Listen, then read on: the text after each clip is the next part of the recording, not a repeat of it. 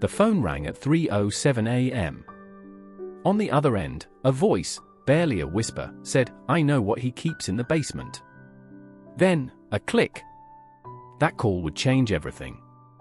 It would expose a secret so dark, so unspeakable, that even hardened detectives would struggle to sleep. This is the story of how a quiet suburban street hid a monster, and how one anonymous tip unraveled it all. The caller was never identified. But within hours, a search warrant was executed on the home of Robert Caldwell, a 47-year-old high school teacher, a neighbor, a coach.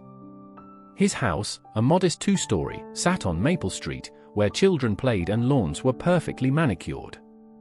The police expected to find a fugitive, maybe some stolen goods. What they found instead was a labyrinth of horror underneath the garage. A hidden door, disguised as a bookcase, led to a narrow staircase. The basement was not a basement, it was a dungeon. Soundproofed walls, reinforced doors, and a small, windowless room with a single mattress. On the wall, a calendar, with dates and red X's, spanning years. The police found photographs, hundreds of them, of women, all unconscious, all in the same room. But there were no bodies. That was the beginning of the nightmare. Investigators soon discovered that Caldwell had been abducting women for over a decade, drugging them, and bringing them to this basement for his own twisted entertainment.